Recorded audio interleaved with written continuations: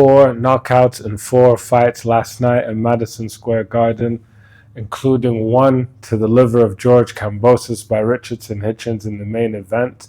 That's right, Bubba boxing fans, welcome back to another installment of Chatter Boxing. As always, I am AB. As always, this is the show that kind of sounds like shadow boxing. First of all, how are we doing? I hope everyone's well. How lucky are we? We get to chat boxing once again, and last night was special. We had 4 knockouts and 4 fights, so let's get straight into it. First of all, we've got the fight with Zaquin Moses. He is the cousin of Shakur Stevenson. Apparently, he's been sparring Shakur Stevenson. He's been sparring Ray Ford. This was his 5th fight, I believe, 5th or 6th fight. He looked quite good in there. Southpaw, kind of like Shakur. He's got an excellent jab. He looks bigger at 130 than how Shakur looked at 130, I thought. But yeah, he looks nice in there. Definitely more output than Shakur. He does get caught once or twice. They're not as perfect defensively as Shakur, but he likes to use that jab quite well. He likes to throw the left, so the rear left to the body. And then for a minute I was thinking, okay, he looks quite good, but what about the level of opposition? You know, there's a little bit to be desired. But what impressed me was after the 3rd round in the corner, Moses' coach told him, okay, like, it's time to turn it on, let's get him out of there. And literally within 1.5 minutes, the fight was over. He turned it on and he got the guy out of there. So that's very impressive. That's a very good sign. Not irrespective of the level of opposition. I mean, this guy wasn't like horrible. But there are levels, obviously, to boxing. But to be able to turn it up like that, kind of like on demand from your corner, is quite impressive and bodes well for the future. We need to see more of him. Up next, we've got Teremoana, the Australian super heavyweight in the Olympics, so heavyweight in the pro game. He came out dancing his way to the ring, which you like to see. He seems like quite a funny guy. Even in the post-fight interview, he doesn't take himself too seriously. Big, strong heavyweight, 6'6". The fight ended in the 1st round with the 1st round KO. Usually there's not much you can take away from these fights, as you don't know the level of opposition. His opponent, Aleem Whitfield, I believe, was 8-0 or 9-0, but was in the amateurs as a middleweight. Now he's like a heavyweight. So you don't really know the level of opposition, but what is impressive is that power. There's no denying that KO power that he carried. It was like a uppercut and a left hook, and that's it. And there were no replays for a couple of minutes. Apparently, he kind of like fell on himself from how much of a devastating knockout it was. But in the end, all is well. He seems fine. They ended up showing replays. But anyways, we need to see more of him. Definitely need to see more of this guy. Eddie Hearn says he wants him to be 10-0 or an 11-0 by the end of the year. So expect to see more of him, which is good. Till then, we can't really gauge at what level he's at. Next, we have El Diamante, the Diamond, Andy Cruz, one of my favorite boxers.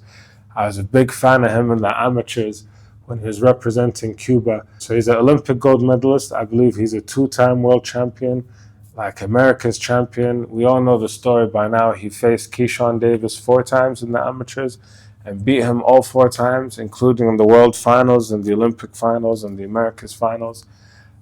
So quite the pedigree there. It's a very interesting story because, as you know how it is with Cuba and the regime over there, he was obviously not allowed to leave and chase a pro career. And people were following him quite closely and wondering, is he ever going to make it out of Cuba? And at one point, rumors surfaced that he did make it out, but they caught him on his way out. There was apparently a snitch in the team. One of the famous Cuban boxers on that Olympic team is apparently kind of like an informant to the government. And he was kind of in hot water after that. Even there was like the first night of professional boxing in Cuba was a couple years ago, I think in 2021 or 2022. Some Mexican promotions company put on like the first pro boxing fight in Cuba, and it featured many of the Olympians, and Andy Cruz wasn't there. He was omitted, and everyone was like surprised. Obviously, there was some behind-the-scenes drama there because he tried to defect. But fast forward, I believe, to 2023, and he did defect. He managed to leave Cuba. He now lives in Philadelphia. He trains with Boots Ennis's father, Bootsy Ennis. So he coaches both Jaron Ennis and Andy Cruz. And I was looking at this fight, and like I said, I was a huge fan of Andy Cruz in the amateurs, been following his career closely. And I was like, man, this is like, obviously, I love pro boxing. I prefer it to amateur boxing. I was like, man, this is some of the beauty that you lose when you go from amateur boxing to pro boxing. And if you've never seen Andy Cruz fight in the Olympics or fight amateur, I recommend you go watch it because it is literally poetry in motion. It's a thing of beauty. The speed, the reflexes, it's all about touching rather than power and knocking out. It's all about points and touching. So just the speed, the reflexes, the movement, like the quick touches, the punches coming out of all angles, the use of the reach, everything, the dancing, how elusive he is to not get touched, really is a thing of beauty. It's something to marvel at when you watch it with Andy Cruz. It's like an artist like perfecting his craft.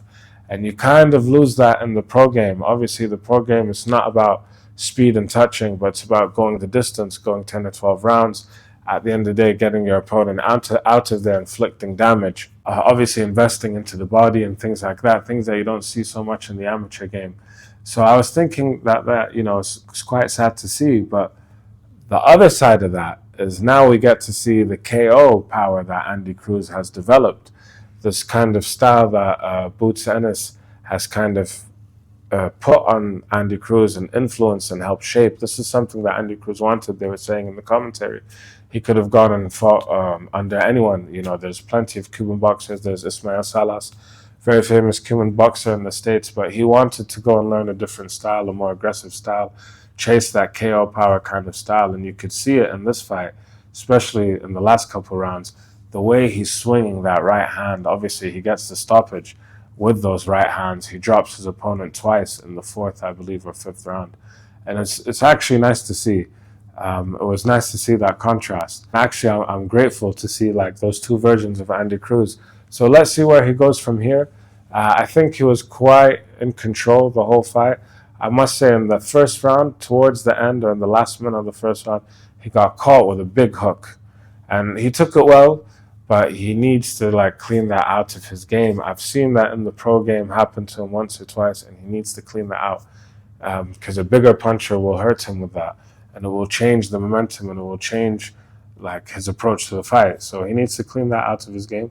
Otherwise, it was very nice work. The combination work towards the end, the power, like I said, was very nice. He does kind of fall through when he throws the right, when he throws his two. He does kind of fall through with it and lose balance a bit. And a better fighter might make him pay for that. As well, at the end of the first round, this could be just because he had analyzed his opponent and knew he was in complete control, but I thought in between rounds in the first round he wasn't really locked into his corner and he was like looking around, and I don't really like that. So hopefully he stamps that out of his game. But the future is bright for Andy Cruz. Apparently he's going to challenge for a world title next or an eliminator next. I forget which of the two, but definitely one to watch. I'll be excited to watch that. I also forgot to mention for Andy Cruz, he gets bonus points because he came out to Tupac Ambitions as a Rider. That's a banging tune. So I give him credit to that. Moving on, we've got the main event, Richardson Hitchins against George Ferocious Kambosos. Richardson Hitchins 19-0. Kambosos coming off losses against the best only. Previously victorious twice in Madison Square Garden. He beat Teofimo Lopez, of course, lost to Devin Haney, lost to Lomachenko. And Richardson Hitchins put on a clinic, I must say. I was quite impressed with Richardson Hitchins. He's got an excellent jab. It's lightning fast, it's long, it's crisp, it's effective. It was busting up George Kambosos from the beginning. It really, people were saying Kambosos lacks head movement, which I understand. I feel that. He definitely was a bit lackadaisical with the defense. But sometimes when the jab is that lightning quick and that precise and it just comes out that sharp, it's so nice to see. And he was getting caught with it all day long and he had no answers. Like when he tried to come in, he'd get caught on the way in. When he sticks to the mid-range and the long range, this is Kambosos, mid-range, long range, he was toast because that jab was there the whole night. And when you didn't see the jab, you saw the two. He kept it very, what's the word? Not elementary, because that makes it sound like that takes away from the quality that it was, but very rudimentary. I don't know. Keeps it very basic, like it's ones and twos. Ones and twos. Very alert on defense, very sharp with the defense, makes sure his reflexes are on point, and you just see ones, every now and then the two. Just very straight, ones and twos. So he keeps it basic, but it works for him. Everyone was questioning about Hitchins is, does he have that KO power? Will the fight be a bit boring? Will he be like a Devin Haney kind of boxer? But what was good about this fight is we saw that power to an extent. So we saw him hurt Kambosos to the body, to the liver, actually. And credit to Kambosos, man. Kambosos is an absolute warrior, I must say. He's always game. In every fight, he's game. He always goes down on his shield. He'll fight anyone. He'll fight the big names. So you have to give him credit where credit is due, because Kambosos is an absolute warrior.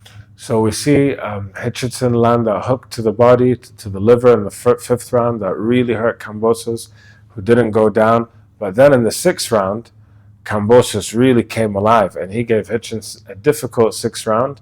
After that, credit to him, but Hitchins readjusted. Instead of going up close and trying to fight him close, I guess that's what he did in the sixth round. He thought maybe he had hurt Kambosos, so he was going to finish him up.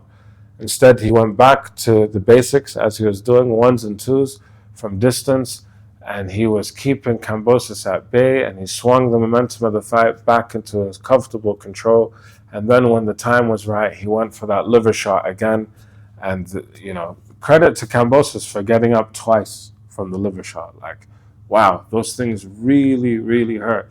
That's why I say we've seen his power to an extent, because when you position it right, when you get the placement right in the liver, in the right side, you don't really need that much power. It's more of a position and a placement and a where you hit kind of thing. So credit to Kambosos for getting up. I can tell you he will not feel good today, man. He will not feel good whatsoever.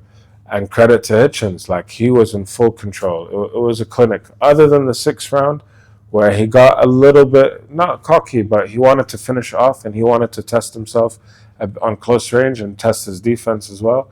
Other than that, he had no trouble. And when he went back to the basics after that sixth round, he was back in control, waited for the right moment, liver shot, good night. So I was very impressed, man. I was very impressed. And who would you like to see him fight next? I would honestly love to see him fight Teofimo next. I think that would be a very good fight. Very interesting fight. He definitely called out Devin Haney. I mean, if anyone saw the post-fight, Richardson Hitchins called out Devin Haney and Bill Haney, and he was very affirmative in that call-out, let's say. So, yeah, that would be cool, I guess, but the worry is the Haney, the Hitchins style, might it just be a bit boring? Oh, I dare say that. Who knows? Maybe if there's enough bad blood between them, you might get like a war between them, but I'd rather see Hitchins against Teofimo. Let me know what you guys think. Thank you all for being here with us on Chatterboxing. As I always say, give us a like, a comment, subscribe, tell a friend to tell a friend to tell a friend that there's a show about boxing, and we can talk about a fight card for 15 minutes or so. Until then, keep those hands up. I know you feel it. I know you feel it. I know you feel it. I know you feel it. I know you feel it.